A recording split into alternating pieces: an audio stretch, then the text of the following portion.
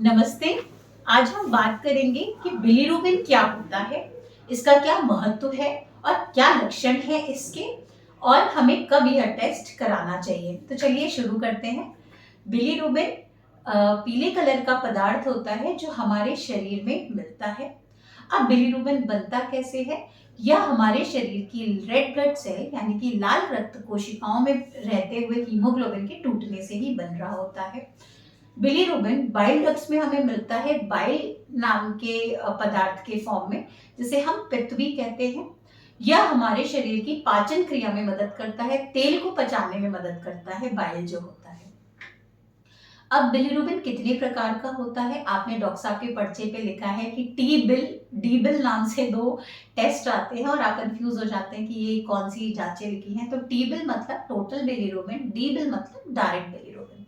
तो बिलीरुबिन 2 प्रकार का होता है, डायरेक्ट जिसे हम कॉन्जुगेटेड बिलीरुबिन कहते हैं और इनडायरेक्ट जिसे हम अनकॉन्जुगेटेड बिलीरुबिन कहते हैं।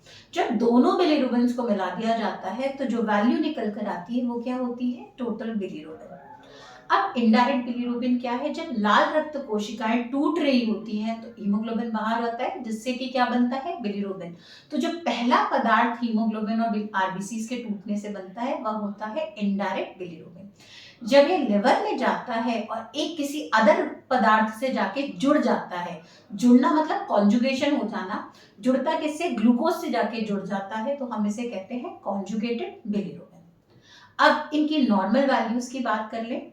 जो टोटल बिलीरुबिन होता है वो इन दोनों को मिला के बन रहा है, तो पहले हम इनके बारे में बात करेंगे। जो डायरेक्ट बिलीरुबिन है उसकी नॉर्मल वैल्यू होती है 0 to 0.3 मिलीग्राम पर डेसीलीटर, और जो इनडायरेक्ट बिलीरुबिन है इसकी वैल्यू होती है 0 to 1.4 मिलीग्राम पर डेसीलीटर।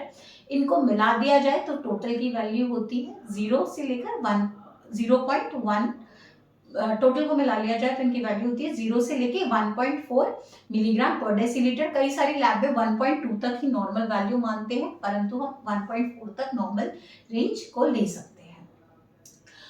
अब ऐसे क्या लक्षण हैं कि आपको बिलीरुबिन की जांच करानी चाहिए? तो सबसे पहला, आपके पेट में दर्द यानी कि आपके लिवर में जब दर्द हो रहा है तब आपको इसकी जांच करानी चाहिए, क्योंकि लिवर की ही खराबी में बिलीरुबिन बढ़ता है। इसके अलावा भी कुछ ऐसी बीमारियां जिसमें बिलीरुबिन बढ़ जाता है, तो हम बाद में डिस्कस करेंगे उसके बारे में एक एक करके। अब बढ़ा हुआ बिलीरुबिन लक्षण तो ये कि पेट में दर्द, लिवर में दर्द, आपका चेहरा पीला पड़ रहा है, आपकी आंखें पीली पड़ रही हैं, आपकी हाथों की ये हाथ की हथेलियां पीली पड़ रही हैं, आपकी पेशाब पीले कलर की आ रही है। तो अगर ये लक्षण आपको दिख रहे हैं तो आगे जाके अपने बिलीरुबिन की जांच कराइए। अब इसके बाद बिलीरुबिन किन किन कंडीशन में बढ़ जाता है? तो आपने सुना है जॉन्डिस यानी कि पीलिया में बिलीरुबिन बहुत ज्यादा बढ़ जाता है। इसके अलावा जो लोग हार्ड ड्रिंक्स या मदिरा का सेवन करते हैं उनमें भी लिवर खराब होने लगता है धीरे धीरे, तो इस कंडीशन को कहते हैं सिरोसिस। सिरोसिस में भी बिलीरुबिन बढ़ जाता है। बिलीरुबिन जाके इकट्ठा हो जाता है तो कॉलिस्टेसिस में बिलीरुबिन बढ़ जाता है। इसके अलावा कुछ अनीमिया, कुछ खून की कमियां होती हैं जिसमें बिलीरुबिन बढ़ जाता है, जैसे हीमोलिटिक अनीमिया। इसमें आपकी रक्त कोशिकाएं टूट रही है, इसलिए हीमोग्लोबिन बाहर आके टूट रहा है और बिलीरुबिन बना रहा है। तो हीमोलिटिक अनीमियाज में भी हमको बिलीरुबिन बढ़ा हुआ मिलता है। अब ये टेस्ट कराने से हमें कोई परहेज करना है कि नहीं? नहीं, आप यह टेस्ट 24 घंटे में कभी भी करा सकते हैं, इसके लिए किसी परहेज की जरूरत नहीं है, और इस जांच को कराने से आपके शरीर को कोई भी नुकसान नहीं है। अगर आपको ये जानकारी पसंद आई और ऐसी ही अच्छी छोटी छोटी वीडियोस आप और भी टॉपिक्स पे देखना चाहते हैं तो मेरे चैनल को please like, share and subscribe करें। धन्यवाद।